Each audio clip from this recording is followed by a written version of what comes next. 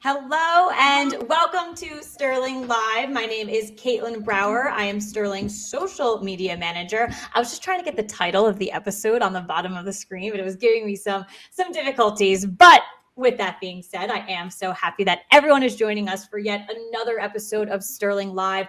Sterling Live is our live series where we come at you, mainly every week. Sometimes we take a little break. We actually have 4 episodes in the next 2 weeks, though, so you guys are really in for a good treat. But it's our live series that spans across Facebook, LinkedIn, and YouTube, where we literally just, deliver you the best of the best content in regards to Sterling, all things with our people, our products, everything like that. So I am so excited today to be joined by 3 guests. We have a phenomenal panel for everyone today. You can see the topic at the bottom, and I'll get into that in a little bit later. But so happy to introduce you to our guests. We have David Bloom, who is no stranger to Sterling Live, but he's not a stranger, but your new title might be a stranger to someone, because now David is the head of global product strategy for Sterling. So I had to practice that a little bit before the show, because I was so used to calling you something else.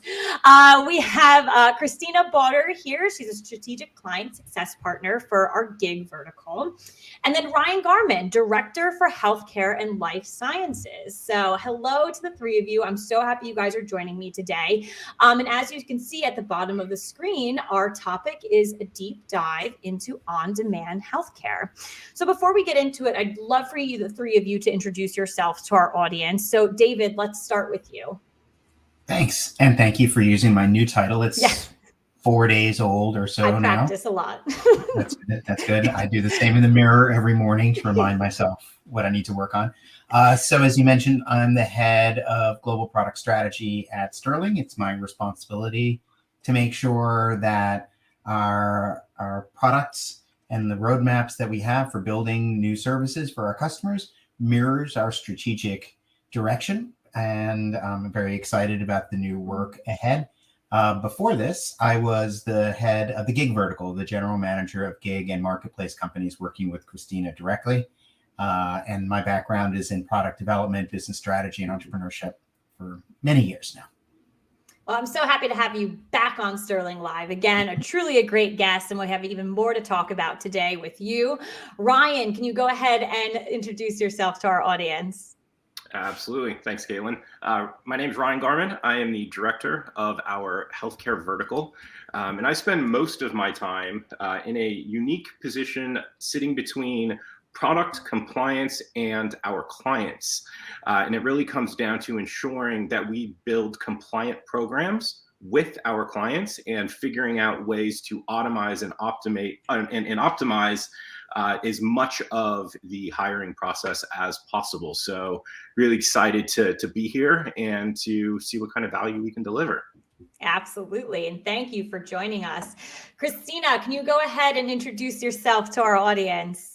Yes, I am Kristina Bauter. I'm a strategic client success partner for the gig economy. I actually go pretty far back with Ryan.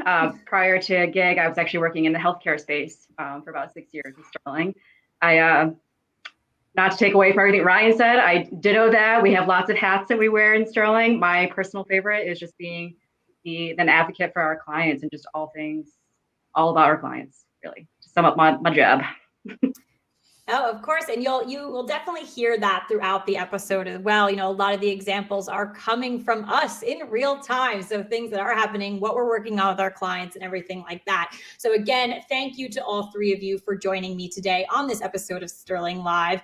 And again, we're taking a deep dive into on-demand healthcare. So before we get into it, I want to remind our audience, if you are watching live now on Facebook, LinkedIn, or YouTube, you can ask our panel of guests questions throughout the show if you'd like to. The way in which you do that is you just go into the comment section across all 3 of these social media platforms and submit your questions or your comments, and I will get them over to these 3 as I see fit throughout the show. So let's not waste any more time. Let's start with an overview of on-demand healthcare. So David, I'm coming to you first with this question. Can you give us an overview of on-demand healthcare and how employment has shifted in the most recent years?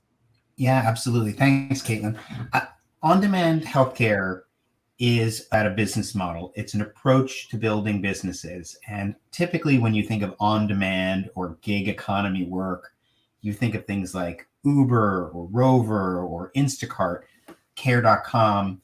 You think of these consumer platforms where they can go out and hire someone to do a specific job in that moment. Mm-hmm. But what we're seeing at Sterling, and the data bears this out across many industries, is that gig as a business model is spreading rapidly in different sectors. Healthcare, most notably, but not alone. Drivers and dog walkers, healthcare workers, but also skilled labor and financial services, even, you name it. So what we see in healthcare are trends that started years ago, where workers are looking for new ways to find their next job, and employers or people who need workers are looking for new ways to find and acquire that talent. Those trends have radically accelerated through COVID and post-COVID, where the employment dynamics and the hiring dynamics have shifted tremendously. Workers are more burned out than they used to be. They recognize their market power in ways that they didn't. And the typical companies that used to hire workers as full-time employees or perhaps long-term contractors and would maintain those relationships directly now are struggling to find each other in new ways. And the number one way that they're doing that, or the most rapidly developing way that they're doing that, is through these on-demand platforms and businesses where people can either hire directly. I need one caregiver for me or a family member, or I need 100 caregivers for my healthcare organization. And that's the trend. That's where people are finding their next job. That's where people are finding their next talent. Yeah, it's a great overview for sure, and definitely helpful for our audience. So I'd love for us to kind of sit in that consumer position now and think about it. Is this kind of scary to some people, this concept? It's not hitching a ride, I guess, through an Uber app or something like that. It's, you might be hiring a healthcare worker through something similar. So is the concept, is it safe to say that is a little bit scary to some people? Christina, I'd love for you to give your insight on this. I will say this.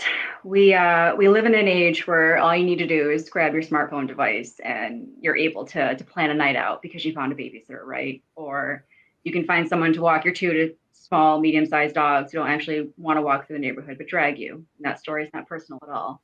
Of course it sounds scary, but it's really exciting. When you think about it, you have to keep in mind that the consumers are ahead of you. They have been setting the stage for the next chapter of an on-demand economy, and the pandemic really accelerated this. The concept may seem a bit strange at first, but it makes sense for the healthcare industry to have a home within the on-demand space where you're able to efficiently and compliantly place positions such as travel nurses or home health aides to care for your loved ones.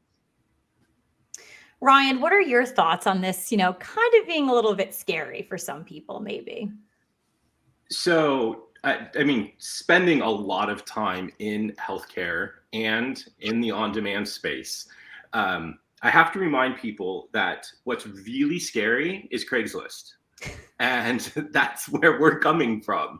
So, in terms of finding a pre-vetted,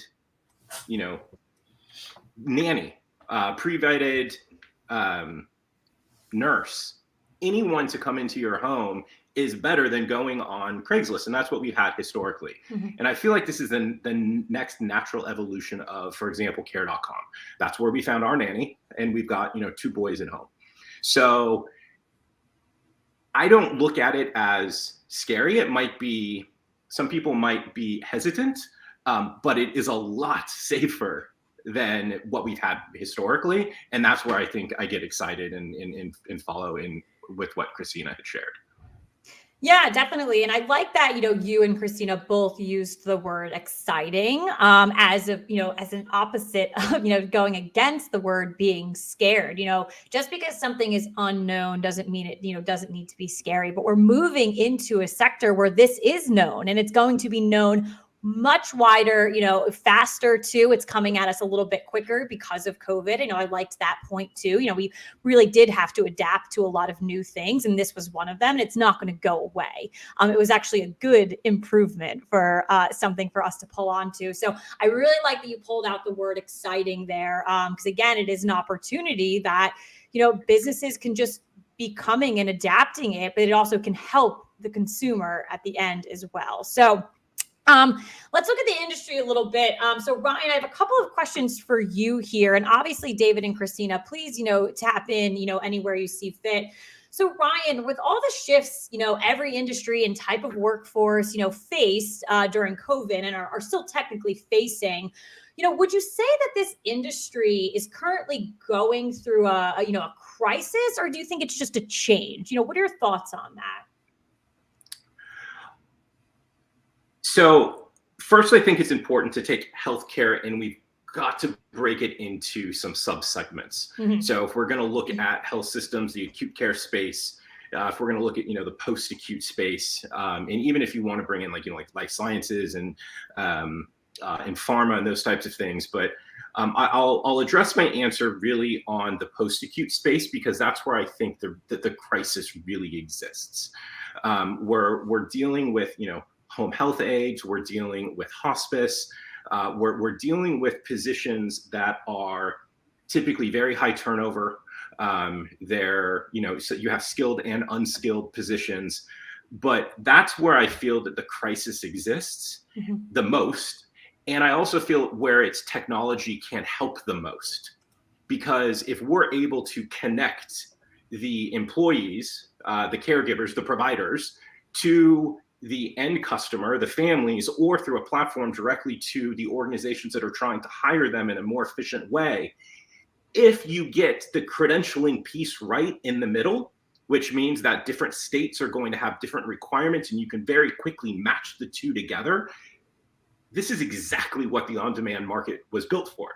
And if a technology provider coming into this area understands these subsegments of healthcare, there's going to be huge disruption, and this crisis is going to be addressed rather quickly. Actually, can I just jump in? Because I think you touched on something that's really important, and I'd love for us to spend another minute here. Mm-hmm. This is what you said, if we can get the credentialing right, this is what the on-demand sort of economy was built for. And I think we have to emphasize that a little bit. What the on-demand economy is doing in this space is it is wringing out some of the old inefficiencies of hiring one by one or in small batches and doing a lot of that credentialing work and that trust and safety work, background check, through disparate partners or manually. And it is applying sort of gig scale and operating efficiency, so that whether you're an individual family and you want to hire an elder care worker for your parent or your grandparent, or you are you're an organization and you need to hire dozens of people every year or hundreds of people every year, the on-demand space is giving you some of that operating efficiency and that sense of trust and safety that you otherwise would have to be managing for yourself. So you are not just responding to what the market wants, meaning they want, the providers want more control over their career. You are also bringing in organic improvements to your business that lower your per unit cost and increase your ability to throughput and react on the fly to changes in demand. I'm going to kick that can a little bit further down the road. So just as you're building a table of your customers or your providers, and you're building a table with the link that's going to associate all of the personal identifiers with that provider, build a table in your back end that has a list of credentials. And what that's also going to allow you to do is, when you're onboarding a new provider or a candidate onto your platform, you can collect all those credentials. So if you've got a traveling nurse and you're going to be placing them in Arizona today, you know their credentials. So you could already be lining them up and identifying other places that they could be going in Maine, or they could be going in Florida with the credentials that they already have, and you don't have to re-credential them. So again, if you do this properly and you do it thoughtfully and strategically, there's so much opportunity here.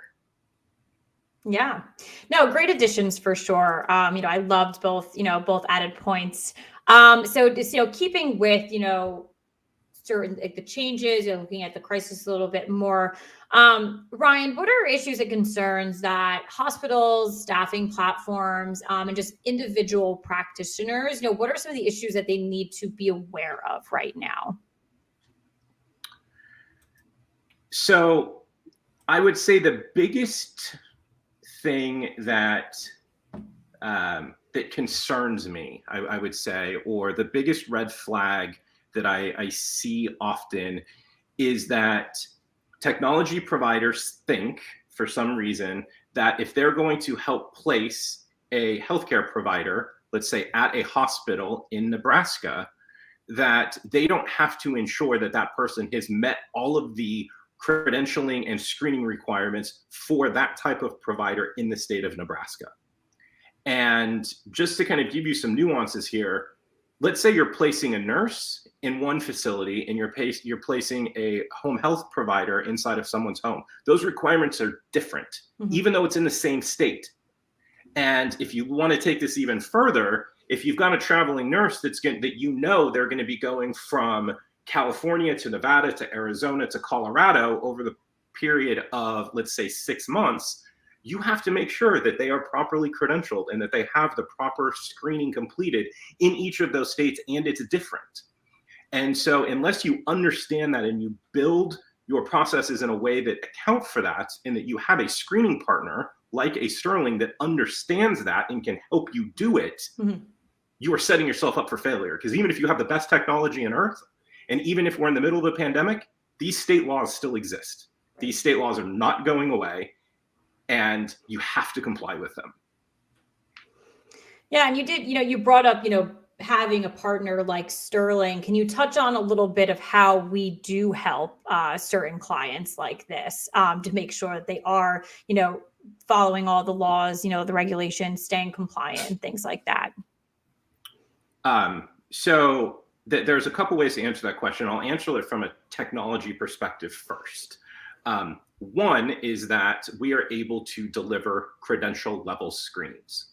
And so what that means is that you can store each of the requirements that exist in different states as individual credentials within your database.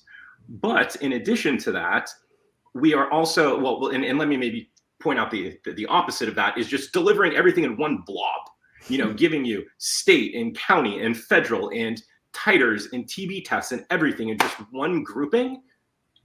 That is, I guess, the historical problem. Because how do you break that apart? How do you know what that individual has to then go place them somewhere else? And that, to get back to David's point about the inefficiencies, that's what we have to get away from. Right. So that technology piece is something, to my understanding, that very, very few CRAs or background screening companies like Sterling actually have the ability to deliver. And then you get into the knowledge, and we talk about the verticals. David had talked about the gig vertical. Christina comes from healthcare, but now is in gig. This is all merging together. I work exclusively with healthcare organizations, and understanding the state-by-state requirements, having the expertise to be able to sit down and have a conversation with you and say, hey, listen, let's get away from the skin testing for TB testing. Let's move to a quantiferon or a blood TB test, because we're going to be able to onboard these folks faster, but still keep you compliant in all of the states in which you operate. These are the types of conversations and discussions that we can have with you that I don't know that anyone else in the industry can. Yeah, really Can important. I piggyback, Caitlin? Yeah, absolutely. No, I was going to say, to Ryan's point, I mean, it's not just about the skin test and the titers too. You think about COVID, and I'm fixate on that because I just totally changed everything for us for the last 2 years. So you think about COVID testing or tracking, right? Something that Sterling's at the forefront of and helping. I mean, you couple that in with everything that Ryan was saying, the credentialing, the criminal piece. I mean, you have to stay on top of these things that are constantly evolving and changing. And that's really what Sterling's expertise is. So just piggyback off of you, Ryan. Yeah. And I'll jump in I'll keep it going. Here comes David. Right. Healthcare is a highly regulated, ever evolving space. Mhm. And it requires a level of accuracy and specificity and there's an amount of complexity that just simply needs to be managed when you are onboarding healthcare workers to your platform or making sure that they are available to be hired in the right job, in the right market, for the right duration of time. There's a whole other set of questions that involve the gig model to do that. And when you're thinking about, say, gig, and you're dealing with a client that, I don't know, brings you groceries or assembles furniture or does any number of semi-skilled to low-skilled, just general tasks. You know, a VC once said, things that your mother used to do for you. Those are relatively simple. Mhm. And you're able, but what is not simple is the mindset of the person who you are screening. They have choices. They may decide, I'm going to assemble furniture one day and deliver food the next, or I'm going to walk a dog, or I'm going to be a babysitter, or I'm going to do a little bit of all those things, and I'll pick and choose how I feel on any given day.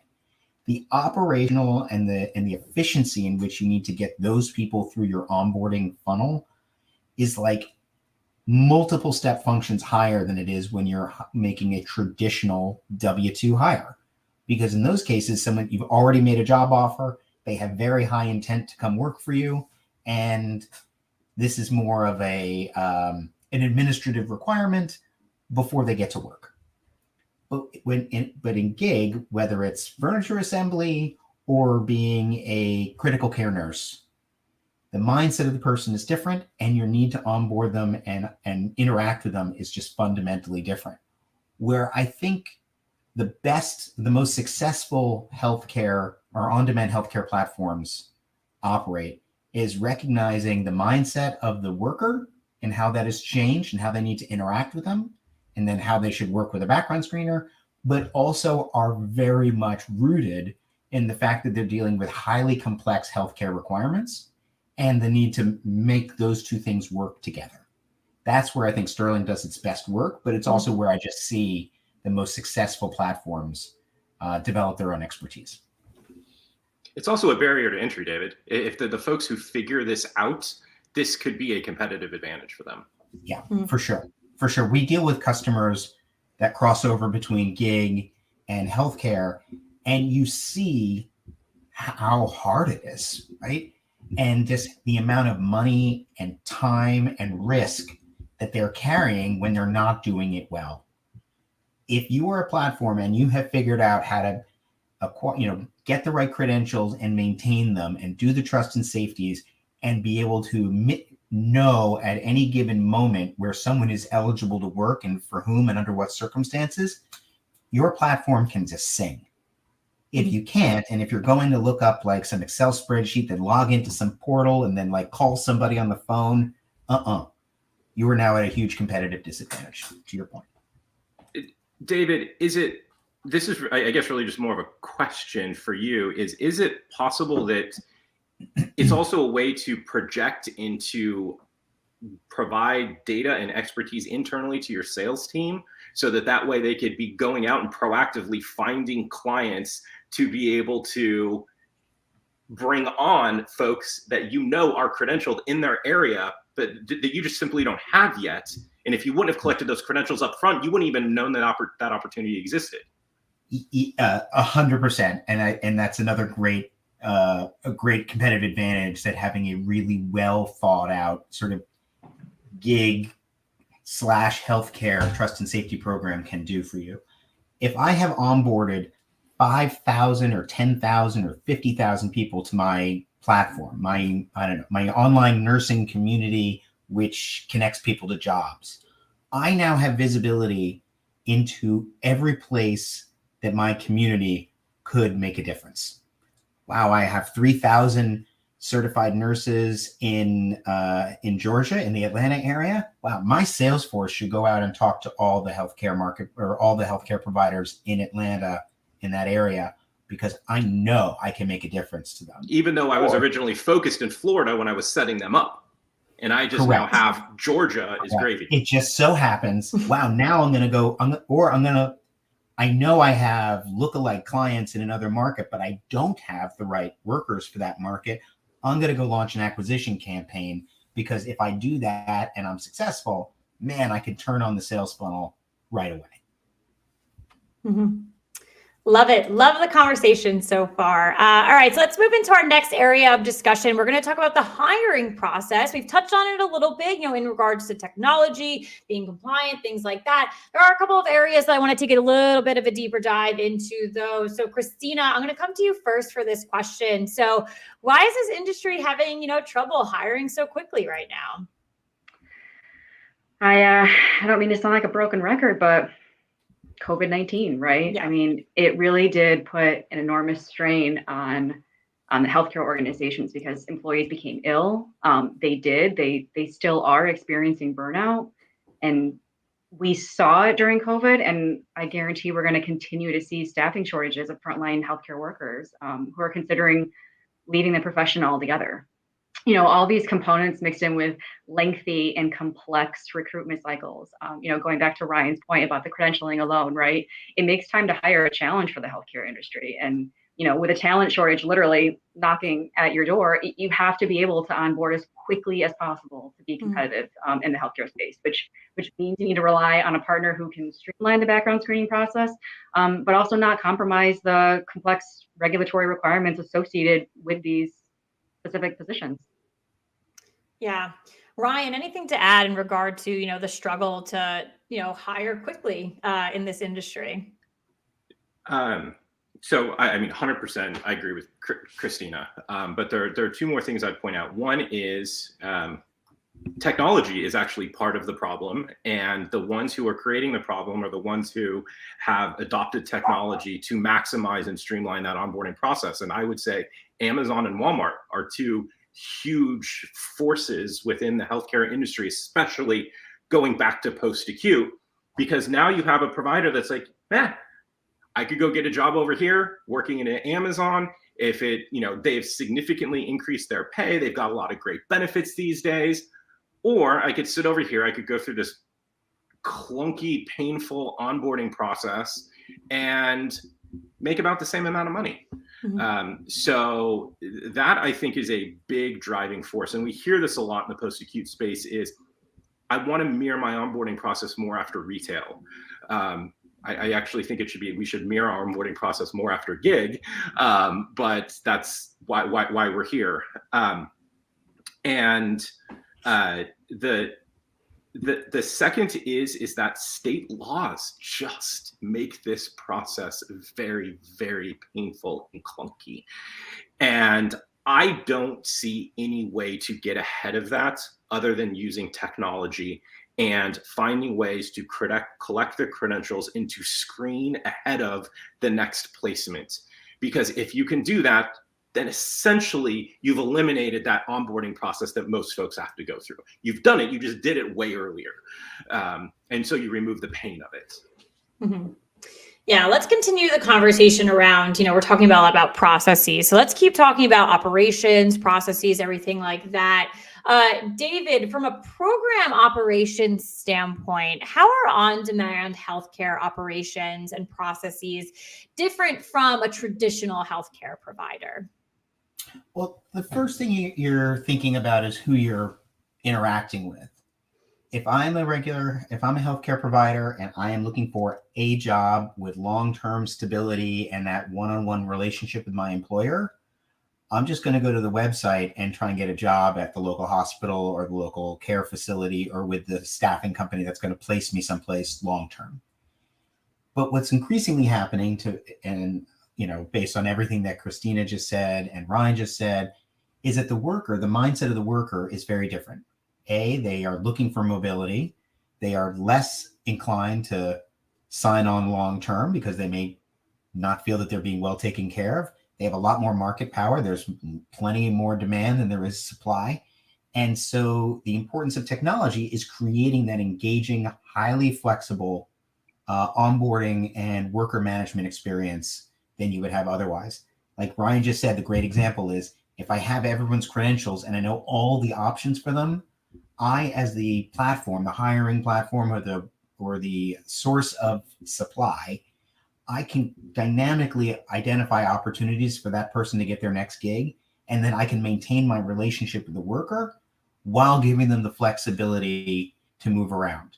If you cannot, then you're basically just an agent, right? You're an agent for some company that is looking for workers. You are not actually gig. You're not actually putting yourself in the mindset of the worker, and you're going to lose out. This requires technology. You got to store all that data. You got to make it current. You got to make it retrievable and actionable, first and foremost.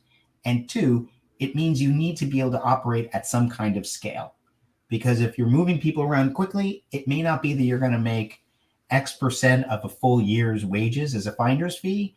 You may make a referral fee, or you may make a percentage of first 3 months or something like that. Mm-hmm. So it's about velocity, and that also requires technology. So Ryan, given your work within our healthcare vertical, I would love, your thoughts on this too, between like the differences between the operations and the processes. So if we're comparing, let's go with, let's actually switch this up a little bit, and let's look at like an acute care organization, a health mm-hmm. system versus a gig platform. To me, I mean, these aren't even like, apples and oranges. These are like, I don't know, pillows and trees. I mean, like, they couldn't be more different in terms of great comparison. There is actually a tree over here and a pillow right here, which is how that happened. But the entire mindset is you're just attracting a different customer. And you have to understand your customer. And David is 100% right. And I don't think that a gig platform should be thinking about the neurosurgeons. Mm-hmm. I don't think that a neurosurgeon is the type of person that's going to be coming onto a gig platform. Maybe 10 years from now, I don't think we're there yet. But they are looking for tenure. They're looking for residency. They're looking for long-term, stable place to go work. And that is where I think a traditional HR department, background screening process, credentialing department works great and should stay, at least for now. But technology, if you look at the high turnover positions, even, I mean, very high paying traveling nurse roles are in the gig, are in the gig place. And that's where I think that there's the most opportunity and the lowest hanging fruit. And whoever is able to capture that and own that first, then I think has a natural evolution into potentially disrupting the neurosurgeon market, 5-10 years from now. But it also, that high turnover, lower wage type of role is also where the crisis exists. Mm-hmm. So there's so much there that's where I think the market should also stay focused at this point. Yeah, really, really good explanation there. So I know our audience definitely found that helpful. I know I did for sure. Pillows and trees. No, it was a perfect comparison. Pillows and trees. Really good one for sure. So we've been talking a lot about, technology. And I do want to, go into that a little bit more. David, I have a question for you, but I also want to bring in the idea of, being a global facing organization and now, how important that is. So the actual question, David, for you is, why is it critical for organizations to not only be tech focused, but be global first as well? Well, there's like 18 different reasons why even companies that might have thought of themselves as local in the past need to think of themselves as global now. Mm-hmm. One is you got to look at where the workers are coming from. Healthcare is an incredibly global industry. I can't remember the statistic, but it was something like 40% of nurses in New York City hospitals are from the Philippines. Some crazy stat like that. I think that's not exactly right, but you get the idea. If you need workers and you are not thinking about all the places you can source them, and recognizing how mobile the workforce is, you are missing out tremendously. Mm-hmm. Tremendously. You need to be thinking about who they are, where they are, and how you can get them to you successfully. So that's a global mindset. And the other is that workers are much less tethered than they may have been in the past. They have that mobility as well. And it's not just from outside into the United States. It could very well be from the United States outside, or within Europe, or between the United States and Europe, or any number of places. So you need to recognize where your talent might go, or where you should be looking, as much as they are thinking about where they might go and where they should be looking. Mm-hmm. Yep. And there are states out there that have laws that could care less where your candidate or where this provider has lived in the last 7, 10, or 15 years. If they have lived there, you have to complete a background check there. And so if you have a traveling nurse that went from, Michigan to California and then decided to go to Thailand for 6 months and hang out, guess what? You've got to do a background check in Thailand. That's just the way that it works. So if you don't have a background screening company that can do that, you're not going to be able to properly credential and then place that provider. The other thing I would call out here is, this is, again, just another personal story, is when my grandmother was ill, we actually found a caregiver from the Philippines on Craigslist. Again, going back to scary, that is, no screening, but that is now carrying forward into today's technology. And we are seeing actively with healthcare providers, traditional healthcare providers, where they are having the most success to close this gap and to deal with the crisis that exists today. It is by doing more recruiting from outside of the US, in Eastern Europe, in Southeast Asia. And that is again, low-hanging talent fruit. That is how they're able to close that gap, because they can't compete with the new Amazon warehouse that just opened down the street. Right. So there needs to be that international global mindset to fully maximize the potential of these gig platforms. Absolutely. To maximize on that, like you had just said, but also too, we had an HR professional on Sterling Live, a couple of weeks back, and she had just provided some examples of what, she consults with large organizations, and, that shift to remote work, people just assumed you could hire wherever. And it's not the case at all. There was a huge shift in that. And you really need to look into where you're hiring people. Is there going to be an office location? What is the actual, the background screening process there? What are the laws there? Things like that. So it is kind of that common just assumption that you can do these things as we were making certain adaptations, shifts, things like that. So I think it's great that you both brought up those points for sure, for being, global first and making sure you are thinking about that.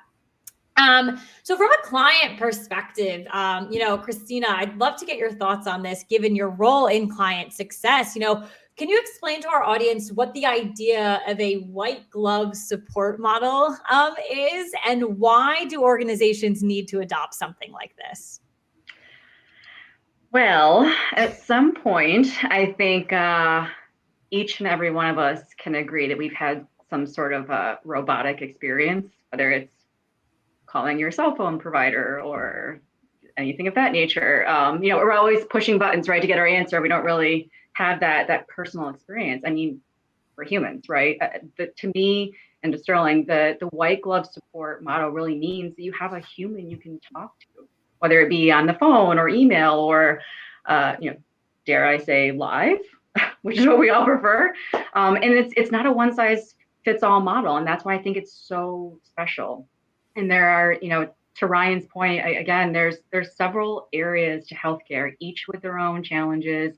And within their own organization, they have their own compliance and regulatory requirements along with the state. And a white glove support model really is having that partner that understands you, the client, and your industry, and has that healthcare expertise and can provide that proactive and consultative approach, right? That's going to help you continuously improve your program for yourself, the client. And really, it always comes back to the candidate and the onboarding experience, right? It's not only impacting the clients, the healthcare organizations, but it's your brand, it's your reputation, it's how those employees are interacting with you and what that experience is like. So I'm a big fan. I'm very passionate of that experience, because you need to have that human interaction. And that's very, very passionate about that. Mhm. Can I just ask a follow-up question, Christina? So on one hand, the more complex the job, the more questions there are going to be. And so the better the service must be for the worker. But it's not, it's kind of the same though for the client, right? They're trying to onboard complex workers and place them. I'd love to hear your frontline experience working with your customers and what their service expectations should be from a provider like Sterling. Well, time to hire, right, is everything. We all know that. We're in the background screening industry. Aside from time to hire, right, obviously hiring accurately, being compliant, right, having Sterling be able to do these criminal background checks, being able to do these license credentialing pieces. But it's not just that, right? We think of it, I think, from a background screening standpoint. We're thinking, okay, we're giving you the tools, whether it be an ATS or through technology, an API, to be able to go in and submit your background check, and I can go on my merry way and I'm good to go, right? But it's deeper than that, because it's not as simple. There are questions that come up, and healthcare is very, very intricate and unique in the sense that you may have questions about what specific credentials you're entering in. How does it relate to my position? Do I need to enter this? Do I not need to enter that? So I think having that approach, having that expertise that Sterling has within that healthcare space, and being able to have that human interaction, it means everything. It's not just pushing buttons to go here or there. You really have to have that personal touch, which, we're all fans, we're advocates for our clients, right? But it's also, again, going back to that experience for the candidates and what that means for them, and making it easy and seamless and exciting, right? You're starting your next venture, whether it be contract work or a W-2 side. It's how that experience is going to relate for the rest of your time. Yeah, no, I love it. All right, so I have one more question for the three of you. We did kind of touch upon it a little bit, but I definitely still want to, ask the question for sure. So if you have, it's targeted at all three of you. If you have a response, great. If not, don't worry. This is my last one for you. So I want to talk about remaining compliant. I know this is top of mind for many organizations. It's top of mind for Sterling as we help organizations remain compliant. So how do you maintain compliance of individuals who are not technically your employees? So Ryan, I'm going to start with you on this question. In the eyes of most states, the fact that they are not your employee is somewhat irrelevant. Mm-hmm. They are providing care in the state, and they are going to be licensed by a certain licensing body in that state, and they need to have a certain level of credentialing completed or a certain number of boxes checked to ensure that they are able to provide that service in that state. And someone has to do that. That's just full stop. So I'll take the position that in the world of healthcare and from a gig standpoint, there are many reasons of why to have a W-2 or not. There are many, benefits of both sides, and I'm not going to get into that. I'm just going to tell you from a screening standpoint, just make sure that you are tracking the credentials, mm-hmm. that you're understanding what the different credentials are, not only by the state, but by the licensing body in those states. Track them diligently, keep them updated. And that is how you're going to make sure that that you keep yourself compliant. Absolutely. David, any thoughts on this question? Christina will be able to talk to this much more eloquently than I can, because she has been actually doing this work for 6 years or so. A company like Sterling, and I don't want to suggest we're the only ones, but I take a great deal of pride in my colleagues and the work that we do. We are consultative partners. Mm-hmm. And we spend an awful lot of our time and our energy and our concern about our customers getting the best advice from us so they can do the best job for their customers, right? Our mission is to be a foundation of trust and safety. And that means we are focused on giving you the tools to do what you need to do. Your success is our mission.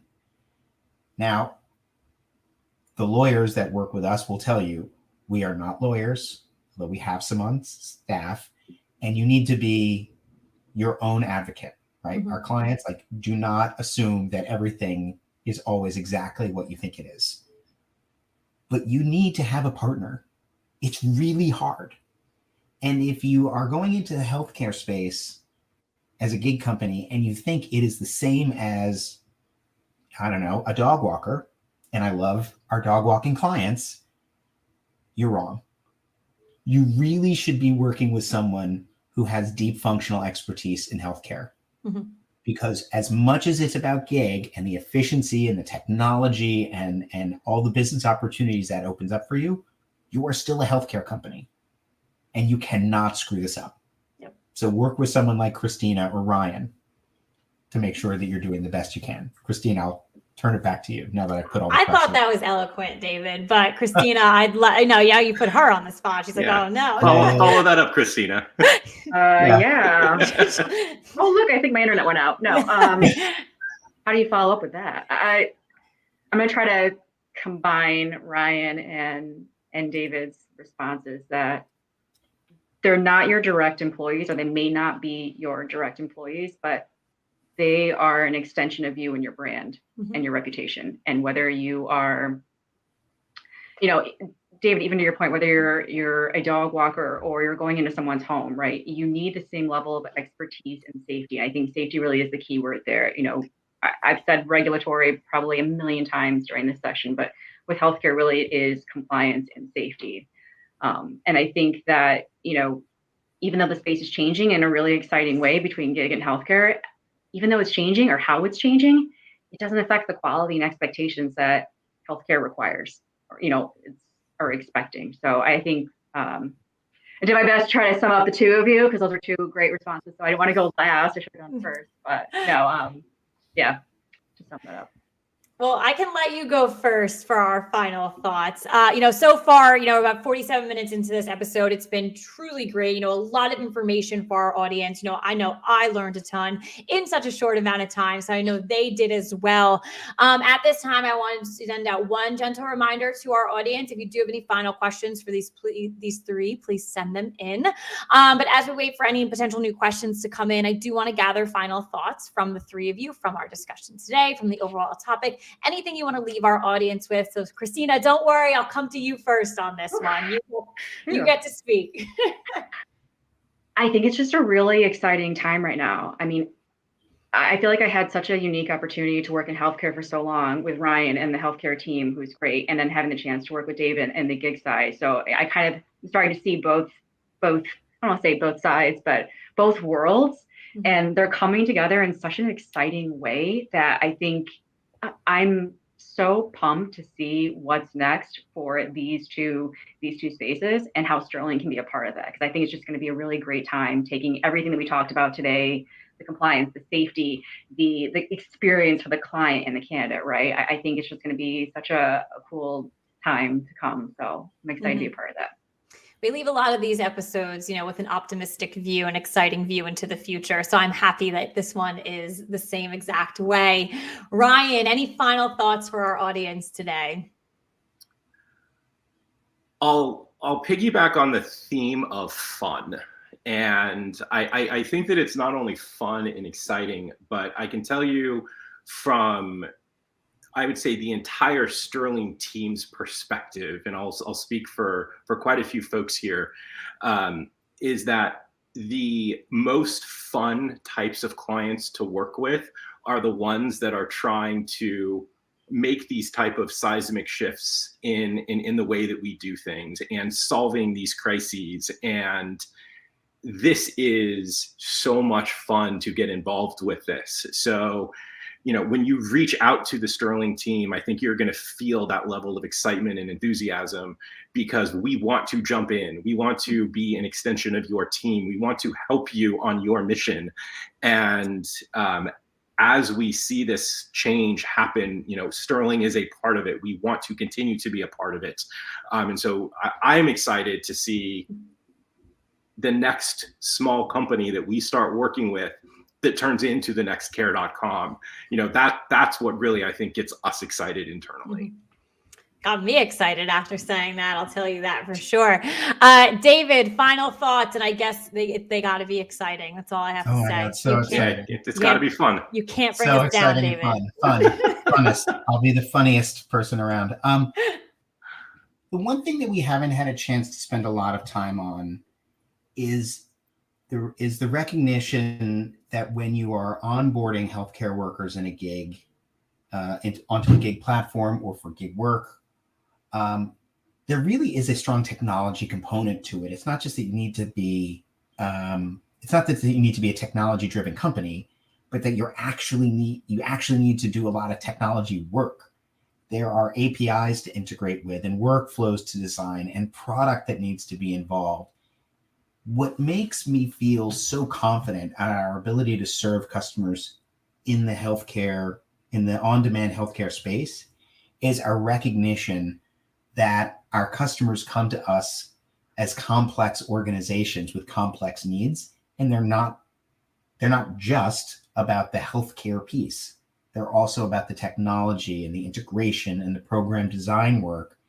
And I think that is why when this topic came up to do a LinkedIn, to do the session, this live program, the idea that we have expertise in doing the technical integration work and the product design and the consultation around how to build the best possible workflow for our client's experience, and can match that up with a very strong, thoughtful approach to healthcare compliance and trust and safety, that to me is a home run for our clients.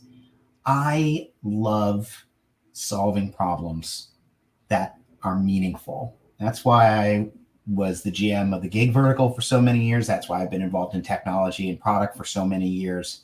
And when we bring our whole self as Sterling to serve one of our clients in this space, that's the best.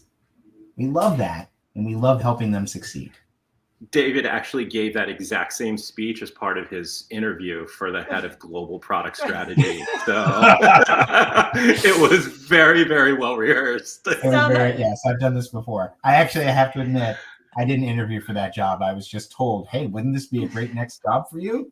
Well, maybe it's because you've said that 100 times in front of very important people. They saw you on Sterling Live and they were like, That's wow, right. perfect for this position. So Ryan and Christina, you might be interviewing right now. You have no idea. So, but I think David put it perfectly. Great final way to end the show here. We have experts from all different areas coming in on one topic of how Sterling comes out and supports many industries, many different types of clients. So I love the expertise that all three of you were able to provide on many different questions. I know I asked you guys a bunch of things, but yeah, I want to thank you all for joining me today. It was truly an amazing session. Again, learned so much in a short amount of time. I hope that I can see, David, I know I'm going to see you again on Sterling Live, but Ryan and Christina, the invitation is always open. I'd love to see the two of you back. But with that being said, thank you to the three of you, and thank you to our live audience. It was truly a pleasure to be back on another episode of Sterling Live. So thank you three so much. Thank you. Thank you. All right. Thank you, everyone.